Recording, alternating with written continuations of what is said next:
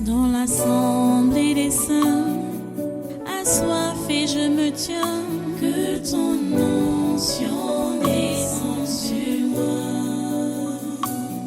Conscient que mon destin est dans le creux de ta main, que ton onction descende sur moi. Je suis disposé, assoiffé, que ton onction descende sur moi. Je suis disposé, assoiffé, que ton onction descende sur moi.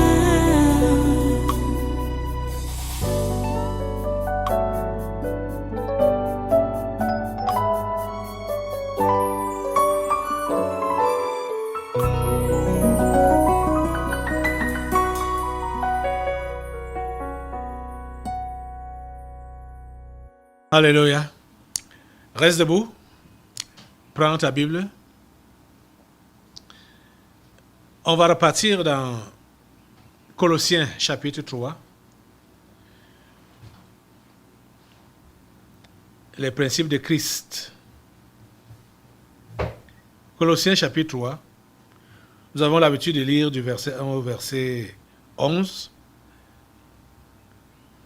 Mais on va prendre à partir du verset 8 aujourd'hui. C'est juste pour introduire, pour que nous puissions garder le fil.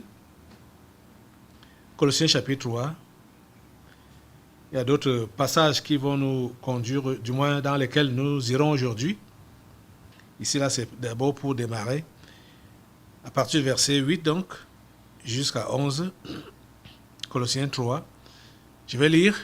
Vous lisez aussi de l'autre côté. Mais maintenant, renoncez à toutes ces choses, à la colère, à l'animosité, à la méchanceté, à la calomnie, aux paroles déshonnêtes qui pourraient sortir de votre bouche.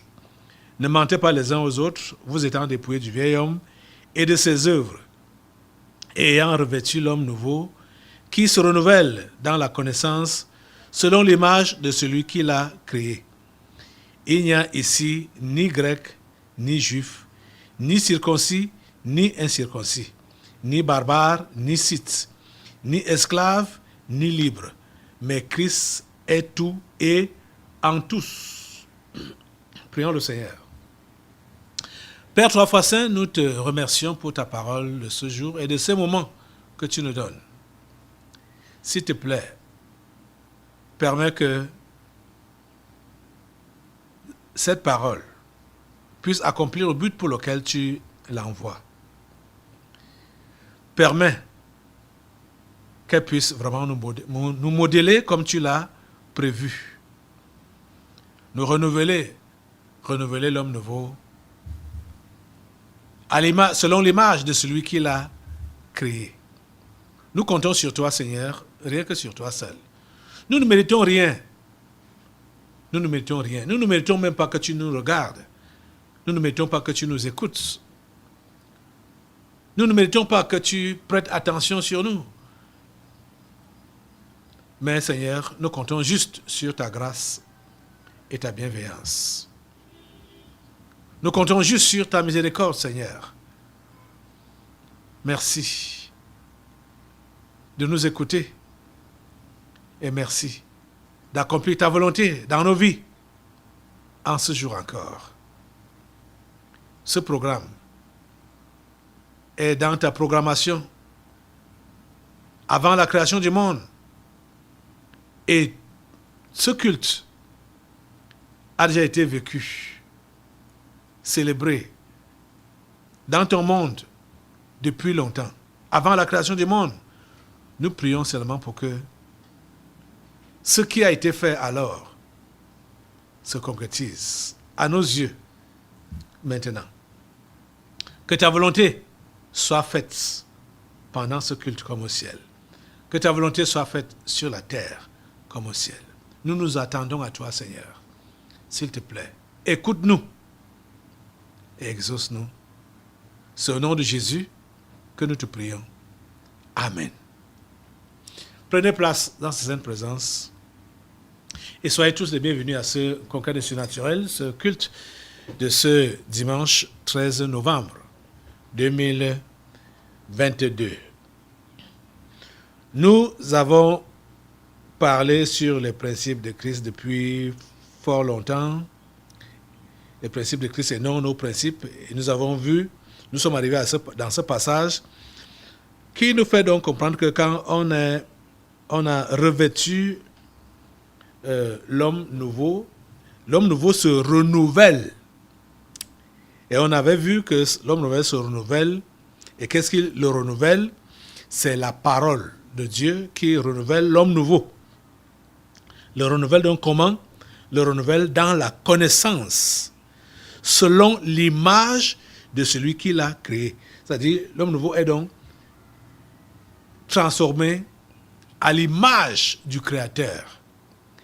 Et l'image du Créateur, c'est quoi? L'image du Créateur, c'est l'amour. Dieu est amour. Voilà l'image du Dieu qui a créé le ciel et la terre. Son image fondamentale, c'est l'amour. Et nous avons vu que tout ce qui est fait, même si apparemment ça peut être bien et ça peut recevoir les approbations, le soutien de plusieurs, de la majorité, même du monde entier, si cela n'est pas fait dans l'amour, ce n'est rien. Ça ne valait pas la peine que cela soit fait. Même si ça a été un sacrifice qu'on a eu à faire, quand ça n'a pas été fait dans l'amour, on n'a rien fait. Et pour savoir ce qu'est l'amour, donc la nature de Dieu est décrite dans 1 Corinthiens chapitre 13. On voit donc l'amour. Je vous en prie de toujours relire 1 Corinthiens chapitre 13 pour vous mirer, c'est-à-dire pour voir donc si l'homme nouveau, l'image de Dieu là, est toujours réelle en vous. Pourquoi est-ce qu'on se mire? On se mire pour voir comment on se présente. S'il y a des choses à corriger, à nettoyer sur nous, on enlève ça, on nettoie, on arrange. Donc, mirez-vous toujours sur 1 Corinthiens chapitre 13. Donc, pour toujours vous rendre, vous rassurer que l'image de Dieu en vous n'a pas terni. 1 Corinthiens chapitre 13. Il faut toujours se mirer au travers de ce passage-là. Pour le moment, je veux que vous puissiez tourner avec moi dans 1 Jean au chapitre 4. 1 Jean chapitre 4, à partir du verset 7. 1 Jean 4, à partir du verset 7. Allez-y là. On va lire beaucoup de versets là. Ce sera un peu long, mais ce sera pour notre bien. 1 Jean chapitre 4, à partir du verset 7, qui nous dit donc ceci. Bien-aimés, aimons-nous les uns les autres, car l'amour est de Dieu. Et quiconque aime est né de Dieu et connaît Dieu. Vous comprenez?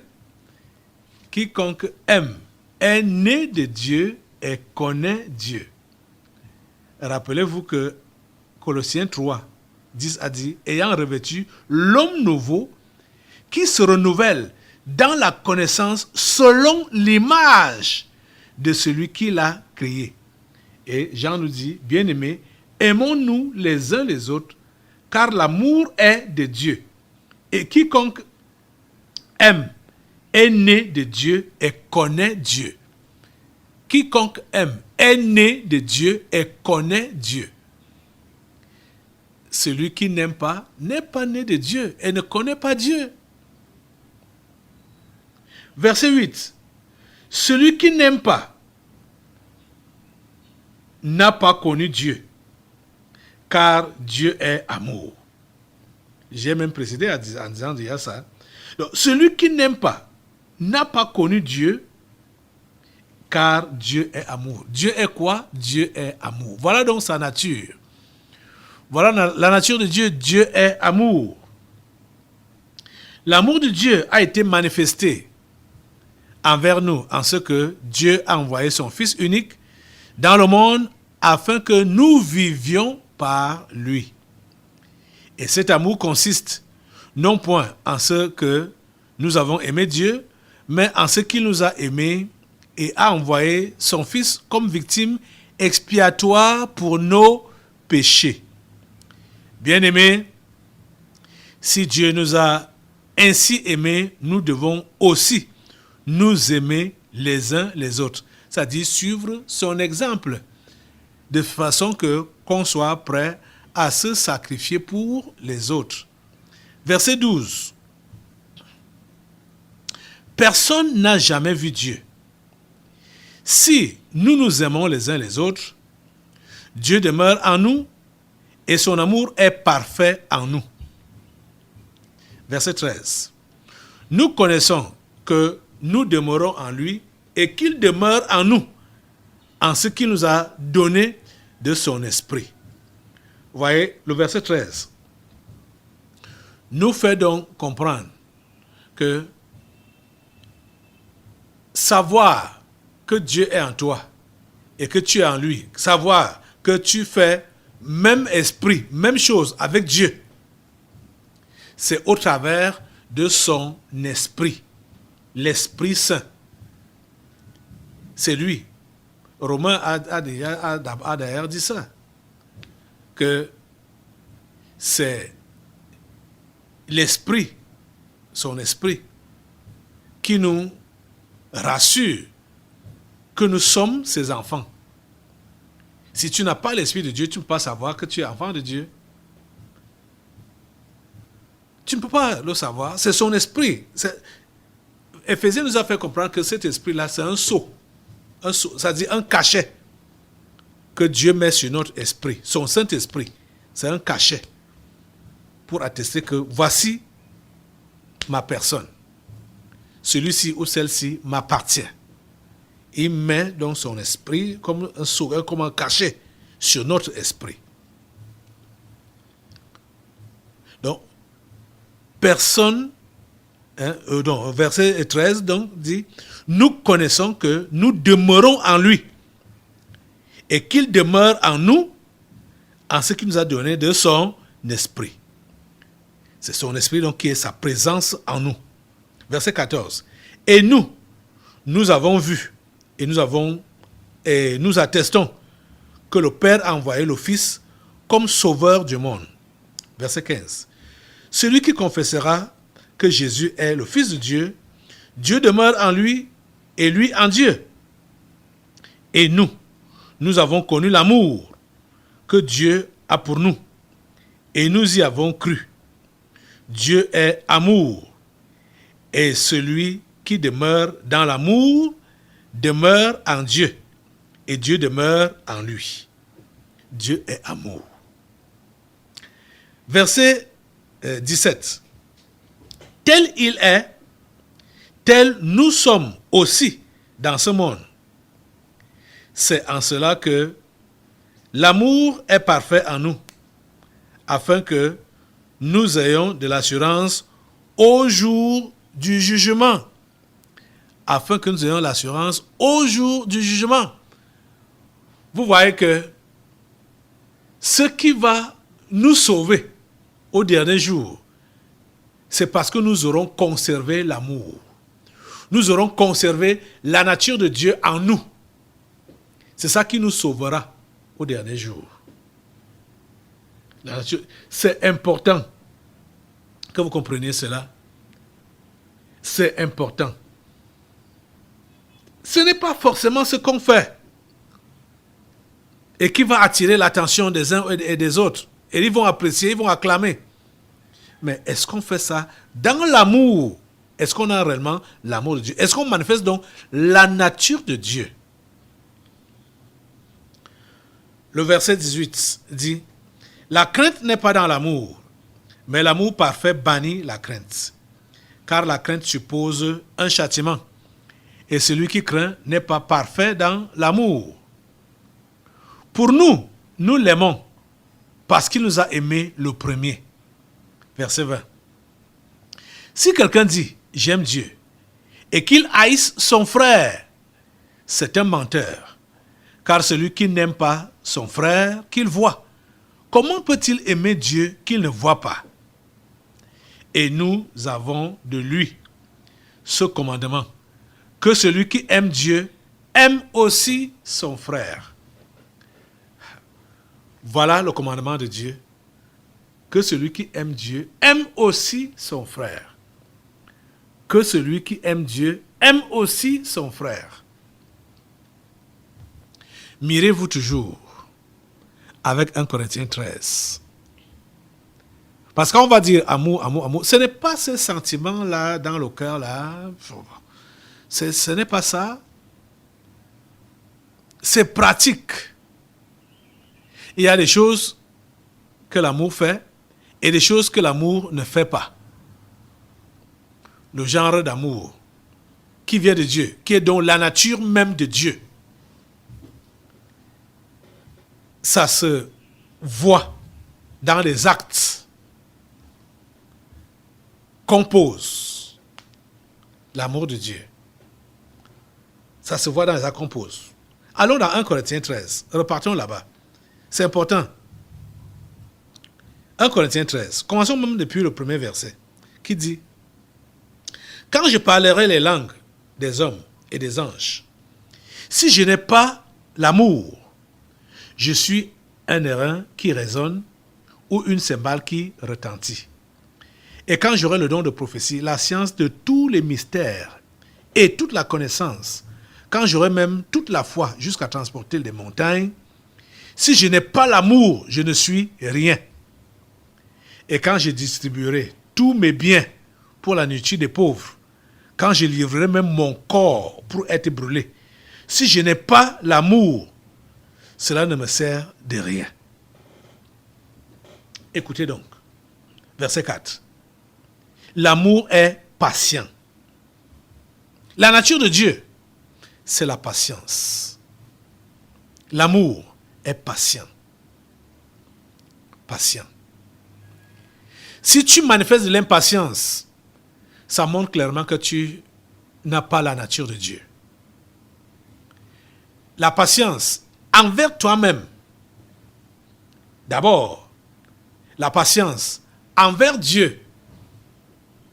Je préfère le dire comme ça, parce que quand on dit les gens sont impatients vis-à-vis de Dieu, quand ils ont estimé qu'ils ont prié ou ils estiment qu'ils vivent droitement devant Dieu et ils sont abusés dans leur vie. Ils n'obtiennent pas ce qu'ils désirent. Les choses ne vont pas dans leur vie comme il se doit. Je préfère mettre ça entre guillemets. Il se doit. Parce que selon eux, les choses ne marchent pas comme il se doit dans leur vie. Ils sont impatients vis-à-vis d'eux-mêmes. Ils sont impatients vis-à-vis de Dieu. Or, l'amour est patient. Il faut être patient vis-à-vis de toi-même et patient vis-à-vis de Dieu. Et surtout, patient aussi vis-à-vis des autres. L'amour est patient. L'amour est patient. L'amour est patient. Vous allez voir que, pour que vous sachiez que vous avez manqué de patience ou vous manquez déjà de patience, vous n'allez plus supporter les dégamages ou les erreurs des autres. Vous n'allez plus manifester la bonté. C'est pourquoi ça continue en disant que l'amour est plein de bonté. Quand vous avez déjà perdu la patience, vous ne pouvez plus être bon. Vous ne pouvez plus. Puisque dès que l'impatience s'installe, la méchanceté va suivre directement, puisqu'on ne supporte pas. Et comment est-ce que, par exemple, vis-à-vis de soi-même, quand on n'est pas patient vis-à-vis de soi-même, vous allez voir qu'on va mal se comporter. Vous voyez? Et quand on n'est pas patient vis-à-vis de Dieu, on va murmurer contre lui. On ne sera pas... ça dit, on est méchant vis-à-vis de Dieu. Et être méchant vis-à-vis de Dieu, c'est lui désobéir et faire ce qu'il n'aime pas. Ouais, vous voyez? Et n'en parlons pas de l'autre, parce que c'est même au niveau de l'autre qu'on mesure qu'on jauge notre comportement vis-à-vis de Dieu. C'est vis-à-vis de l'autre, le prochain. Les comportements qu'on a vis-à-vis du prochain nous démontrent le comportement que nous avons vis-à-vis de Dieu. Quand la patience n'est plus en place, la méchanceté va se manifester contre le prochain. On ne peut plus être bon envers le prochain. Parce qu'on estime que... Pourquoi? Parce qu'on se réfère à nous, ce que Dieu ne nous a pas fait, comment soit nous souffrons, comment les autres sont bien, et comment c'est insupportable que nous puissions supporter ceux-là qui nous font du mal. Vous voyez? L'amour pour Dieu est manifeste ou jaugé vis-à-vis du prochain.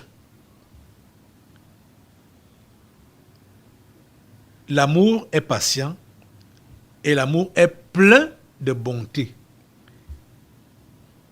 C'est bon de s'arrêter sur chaque qualificatif là de l'amour, chaque caractère de l'amour.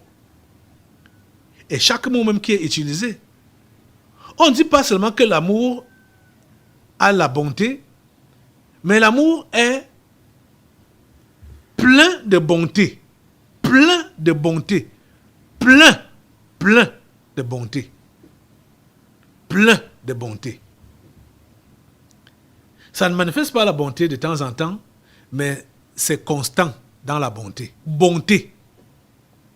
Et rappelez-vous, quand ce jeune homme riche est venu vers Jésus, déjà, le félicitant, le qualifiant de bon maître, Jésus a rejeté cela en lui disant: pourquoi m'appelles-tu bon?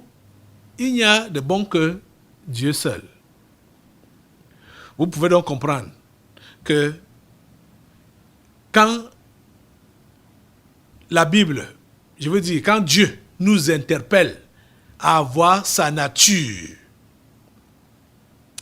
ce n'est pas exagéré de nous exiger d'être ses imitateurs, parce que c'est lui seul qui est bon. C'est Dieu seul qui est bon. La Bible a dit, repartons un peu dans ce passage-là, je crois qu'on l'a déjà lu, Éphésiens chapitre 5. Éphésiens chapitre 5, verset 1, qui dit: devenez donc les imitateurs de Dieu, comme des enfants bien-aimés. Avant ça, le dernier verset du chapitre 4, verset 32 du chapitre 4, Éphésiens toujours, qui dit: soyez bons les uns envers les autres. Soyez bons les uns envers les autres. Compatissants, vous pardonnant réciproquement, comme Dieu vous a pardonné en Christ. Verset 1 donc du chapitre 5 dit: devenez donc les imitateurs de Dieu comme des enfants bien-aimés et marcher dans la charité, c'est-à-dire marcher dans l'amour, à l'exemple de Christ qui nous a aimés et qui s'est livré lui-même à Dieu pour nous comme une offrande et un sacrifice de bonne odeur. Là où je veux insister, là, c'est devenir les imitateurs de Dieu. Les imitateurs de Dieu. Comme des enfants bien-aimés. Nous devons être les imitateurs de Dieu. C'est l'interpellation. Les amis, ne pensez pas que c'est exagéré et ne pensez pas que c'est impossible. Dieu ne peut pas nous demander de faire ce que nous ne pouvons pas faire. Quand Dieu nous demande de faire quelque chose, ça veut dire que nous sommes capables de le faire. L'homme nouveau a été renouvelé. Et l'homme nouveau se renouvelle selon l'image de celui qui l'a créé.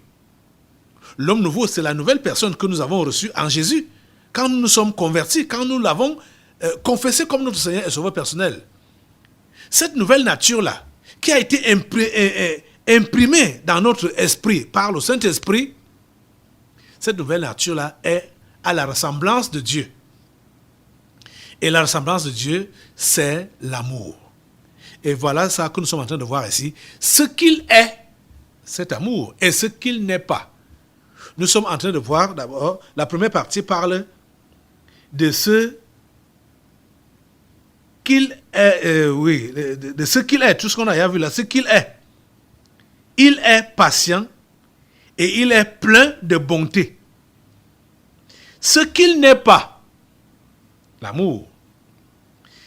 L'amour n'est point envieux. Voilà. Ce qu'il n'est pas, il n'est point envieux. Il est patient, il est plein de bonté et il n'est point envieux. L'envie, c'est par rapport à qui? L'envie, c'est par rapport à l'autre. Vous comprenez pourquoi Jean a insisté en nous enseignant que quand on parle de l'amour de Dieu, qu'on aime Dieu, on doit voir comment on fait avec le prochain. Si on déteste le prochain et on dit qu'on aime Dieu, on est en train de mentir. Parce que on voit Dieu au travers du prochain. C'est au travers du prochain qu'on doit manifester notre amour pour Dieu. Comprenez ça? C'est au travers du prochain. Comment est-ce que toi, tu considères le prochain? Si tu as l'amour de Dieu, si tu es à l'exemple de Dieu, si tu es à l'image de Dieu, si tu l'imites, tu ne peux pas envier ton prochain. Vous voyez, Dieu ne peut envier personne. Il ne peut envier personne. Au contraire, c'est lui qui permet que les gens soient ce qu'ils sont. Si donc, soit ils sont en santé, ils sont riches, ils sont beaux, ils sont cités, énumérés, c'est Dieu qui les a rendus comme ça. Ça veut dire quoi? Au lieu de l'envie, au lieu d'envier ton prochain, tu dois contribuer à son élévation, à son avancement. C'est ça que tu devrais faire. C'est ça que l'amour fait. Contribuer à l'avancement du prochain. Contribuer à l'avancement de l'autre, au lieu de l'envier. Parce que l'envie fait naître d'autres mauvaises habitudes. Parce que quand il y a l'envie, il y aura la jalousie. Et quand il y a la jalousie, il y aura la haine. Et quand il y a la haine, il y aura le meurtre. Vous voyez? Et ça a commencé comment? Par l'envie. Par l'envie. Tu es enfant de Dieu, tu es de Dieu, tu ne devrais pas avoir de l'envie dans ton cœur. Tu ne dois pas envier ce qui appartient à autrui. Tu ne dois pas envier la position d'autrui. Tu ne dois pas envier ce que l'autre est ou ce que l'autre a. Tu ne dois pas envier cela. Parce que ça ne va pas te permettre de vouloir augmenter ou de vouloir aider celui-là à progresser davantage. Quand l'envie est là, tu vas seulement désirer que ton prochain descende. Tu vas désirer qu'il soit abattu, qu'il ne progresse plus, qu'il souffre, qu'il ait des malheurs. C'est ça que tu vas lui vouloir. L'amour n'est point envieux. L'amour n'est point envieux. Quelqu'un peut dire, je ne l'envie pas, mais je vais te poser la question de savoir, quelle est ta réaction quand tu vois donc que l'autre, ça va bien avec l'autre? Comment est ta réaction? Es-tu content pour lui et avec lui? Ou es-tu indifférent? Ou, comment tu réagis quand tu apprends une nouvelle, une bonne nouvelle qui concerne ton prochain, ton voisin? Comment ça te fait? Ou alors, même, ça peut, quelle que soit la nouvelle, ça peut être bonne ou mauvaise. Notre cœur, notre réaction va décrire ce que nous avons dans le cœur vis-à-vis de celui-là. Si tu as des nouvelles, que ça va bien pour lui, il a réussi, il a du succès, il est en santé, il est bien, qu'est-ce que ça va te faire?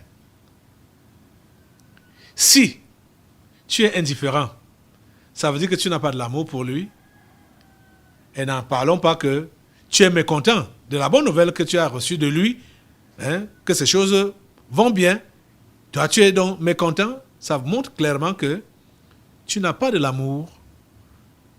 Tu n'as pas de l'amour pour lui et tu ne peux pas prétendre avoir de l'amour pour Dieu. Parce que aimer Dieu, c'est aimer d'abord le prochain que tu vois, ton frère que tu vois. Tu ne peux pas dire que tu aimes Dieu, que tu ne vois pas, en haïssant ton frère que tu vois. Quand ça va bien pour ton frère, quand je dis ton frère ou n'importe qui même ton ennemi, Jésus a dit aimez vos ennemis. Quand tu apprends que ça va mal pour ton ennemi, qu'est-ce que ça te fait? Es-tu content ou as-tu de la peine dans le cœur? Ça montre réellement quelle est ta nature. Notre nature se manifeste devant les choses qui arrivent aux autres. Soit en bien, soit en mal. Notre nature se dévoile directement. Le sentiment qu'on a dans le cœur là. En ce temps-là, quand on apprend que telle chose est arrivée à notre prochain, ce qui est manifeste là, la réaction qui se manifeste là, montre si on a de l'amour ou si on a de la haine. Donc, ça démontre si on est de Dieu ou si on est du diable. Directement. Vous comprenez ça? Comment tu réagis des nouvelles que tu apprends des autres? As-tu de la peine quand c'est une mauvaise nouvelle que tu apprends des autres? As-tu de la peine au cœur pour eux? Ou alors, es-tu content? Ça démontre, ça dit ton état de cœur là, ta réaction va démontrer ton état de cœur, et ton état de cœur montre à qui tu appartiens. Soit à Dieu, soit au diable. Clairement. Clairement.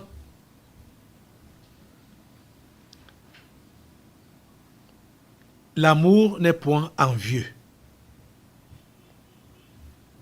L'amour n'est point envieux. Là-bas d'ailleurs, vous le savez, que plusieurs, pour se positionner, il faut écraser les autres. Il faut monter sur les autres.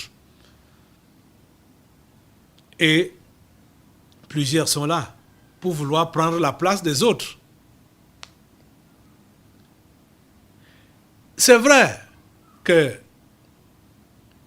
pour être élevé, il faut être meilleur. Si vous êtes meilleur, si vous êtes talentueux,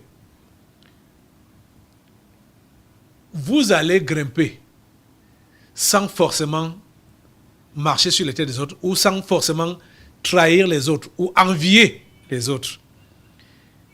La Bible dit que l'élévation ne vient ni de l'Orient ni de l'Occident.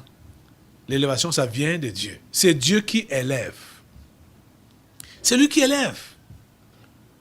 Donc, tu n'as pas besoin de faire des crocs en jambes sur ton passage aux autres qui sont avec toi là pour que tu puisses prendre la place de l'ascendance. Être meilleur qu'eux. Si Dieu veut que tu aies une place quelconque, tu auras cette place-là en gardant sa parole et en marchant dans l'amour. Mais vous savez que le monde est dominé par le diable. La Bible a dit, nous savons que nous sommes de Dieu et que le monde entier est couché dans la méchanceté, est dominé par le diable. Ça, c'est vrai. Donc, comme ça se passe là-bas dehors, on sait que plusieurs ne méritent pas des postes ou des places ou des positions qu'ils ont. On le sait. Mais ils sont placés là par méchanceté. Parce qu'ils sont des agents du diable. Nous parlons dans le cadre de Dieu.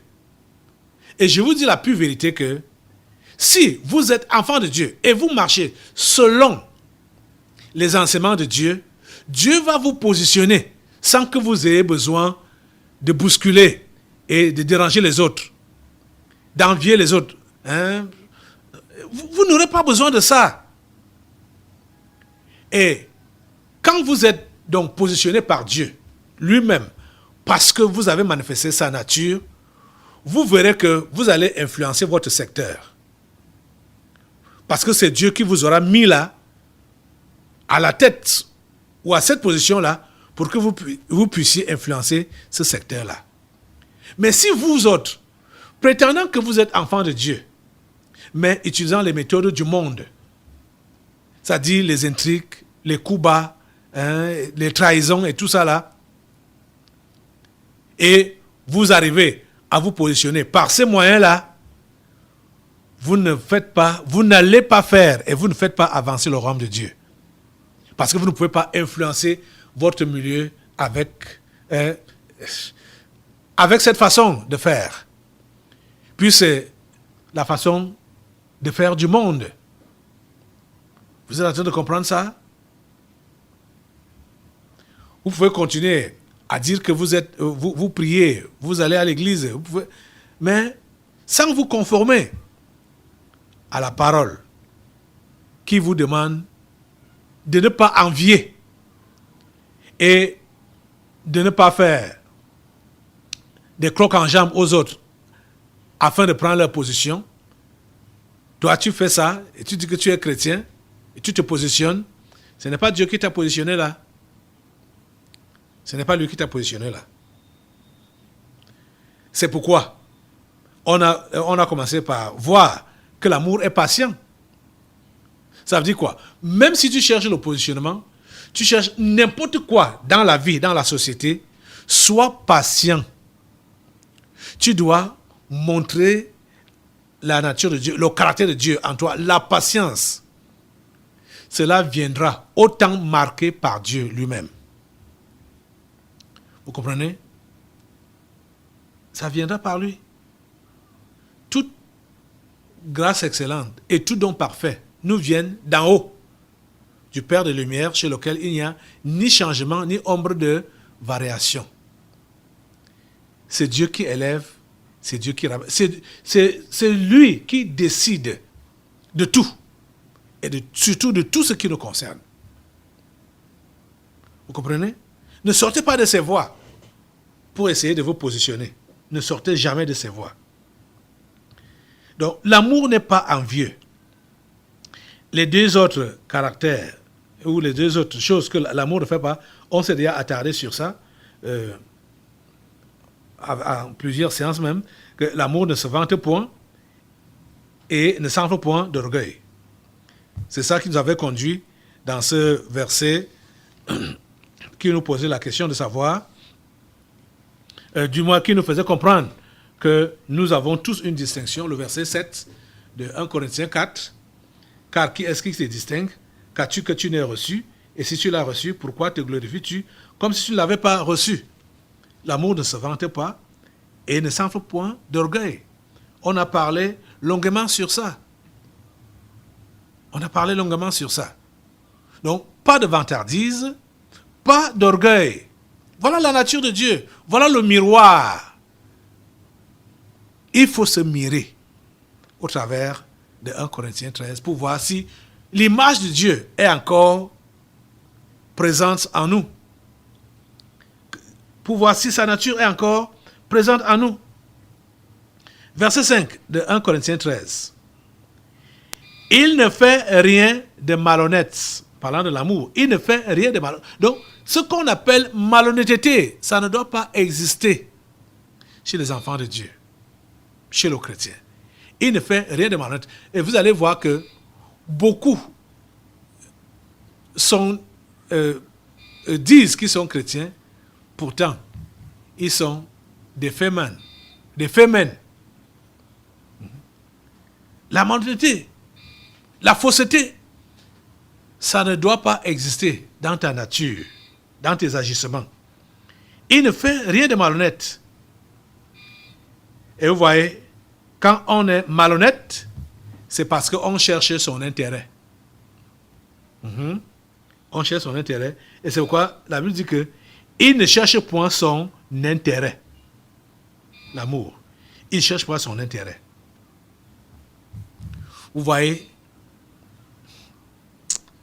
franchement parlant, quand on dit qu'on est devenu chrétien et on ne s'est pas encore débarrassé de soi, du moi, parce que toutes ces choses qu'on voit là, c'est-à-dire les choses négatives que l'amour ne doit pas faire, ces choses-là sont faites. Pourquoi? C'est parce que la personne veut se prévaloir. La personne veut défendre son moi. Donc la personne cherche son intérêt. L'intérêt personnel. Or la Bible nous demande de ne pas chercher son intérêt. Oh mon Dieu. Les amis, vous devez comprendre que vous êtes appelés à exister et à travailler pour les autres. C'est l'autre qui doit d'abord passer. Si l'autre ne passe pas, il faut comprendre que tu n'as rien à faire avec Dieu. C'est-à-dire si l'autre ne passe pas avant toi, si tu ne mets pas l'autre, je dis ton prochain, avant toi, tu n'es pas de Dieu. Tu n'as rien à faire avec Dieu. Tu n'es pas chrétien quand tu es concentré sur toi-même. Tes intérêts personnels, tes intérêts égoïstes. Quand tout vise à te protéger, quand tout vise, c'est-à-dire tout pour toi, c'est pour te protéger, tout pour toi, c'est pour t'élever, tout pour toi, c'est pour t'encadrer. Tout pour toi, c'est pour que toi, tu vois du bien. Et non les autres. Tu n'agis pas en chrétien. C'est une autre nature que tu manifestes. Ce n'est pas la nature de Dieu. La nature de Dieu demande que tu puisses t'intéresser aux autres. C'est ça que la nature de Dieu demande. que tu puisses t'intéresser aux autres, que tu t'oublies toi-même et que tu t'intéresses aux autres. En tout, tu t'intéresses aux autres. Tu donnes la première place aux autres. Quand je dis que, ici, bon, le deuxième texte qu'on a lu là, 1 Jean 4, Jean s'est seulement attardé au niveau de l'amour les uns pour les autres en tant que chrétiens. Mais il faut comprendre que si tu n'aimes pas les non-croyants, tu ne peux pas vouloir leur salut. Tu ne peux pas vouloir leur salut si tu ne les aimes pas. Puisque, déjà même, la plupart des gens qu'on envie, ou je veux dire, que vous enviez, ce n'est pas seulement vos frères en Christ ou vos sœurs en Christ, c'est surtout les gens du monde. Ceux qui ne sont pas croyants, c'est eux que vous enviez. Vos anciens camarades, que vous voyez que ils se sont mariés, vous êtes encore célibataire. Ils ont les enfants, vous n'avez encore rien. Ils ont du travail, vous n'en avez pas. Vous les enviez. Vous voyez? Comment est-ce que vous pouvez donc leur présenter l'évangile? Quand tu envies le païen, comment est-ce que tu peux lui présenter l'évangile? Oh mon Dieu. Hey Seigneur, ta grâce. Et c'est ça qu'on voit. La plupart des gens que vous enviez, c'est les gens du monde. C'est les gens du monde. Qu'est-ce que vous pouvez donc leur présenter comme évangile? Ça veut dire que vous perdez le temps ici. Vous perdez le temps ici. Vous perdez le temps en disant que vous êtes dans la foi. Vous perdez le temps. Vous perdez le temps à vous-même, vous perdez le temps à l'église, vous perdez le temps à Dieu. Et vous êtes en train de détruire ces gens-là. Vous êtes en train de les envoyer en enfer en les enviant. Ben, vous dites que vous êtes enfants de Dieu. Les amis, arrêtez avec cela. Et la cause de tout ça, c'est quoi? C'est l'intérêt personnel. Puisque on veut aussi être, on veut aussi avoir, on veut aussi être comme l'autre, voire même l'autre dépasser. Vous voyez que plusieurs ont mis de côté la nature de Dieu pour fonctionner avec la nature du diable. S'il vous plaît, regardez encore, reconsidérez encore vos actions. Ce n'est pas, reconsidérez vos actions. Voyez si ces actions-là sont motivées par l'amour ou par la haine. Qu'est-ce que vous manifestez? La nature de Dieu ou alors celle du diable? L'homme nouveau doit se renouveler dans la connaissance selon l'image de celui qui l'a créé. Et l'image de Dieu en nous, c'est l'amour. Vous comprenez ça? C'est l'amour. Au fond de vous là, regardez en vous-même. Est-ce que c'est ça qui vous motive? L'amour, le genre de Dieu, est-ce que c'est ça qui vous motive au quotidien, dans vos actions, dans vos réactions, dans vos discours? Est-ce que vous êtes motivé par l'amour de Dieu? Tu vas te lever sur tes deux pieds maintenant et supplier Dieu que sa nature se manifeste en toi. Que sa nature s'imprègne en toi. L'amour. L'amour. Le genre de Dieu est amour. Nous devons être ses imitateurs. En tant que ses enfants. Seigneur, que ta nature se manifeste en moi. Donne-moi la grâce, Seigneur, de me débarrasser de l'égoïsme, du moi, de l'intérêt personnel, et de revêtir ta nature et de la manifester autour de moi. Seigneur, je veux être ton représentant. Je veux te représenter. Donne-moi cette grâce de t'imiter dans l'amour. Au nom de Jésus, j'ai prié. Amen. Assois-toi. Nous allons maintenant passer aux délivrances prophétiques. Dans l'assemblée des saints, assoiffé je me tiens, que ton onction descende sur moi. Conscient que mon destin est dans le creux de ta main, que ton onction descende sur moi. Je suis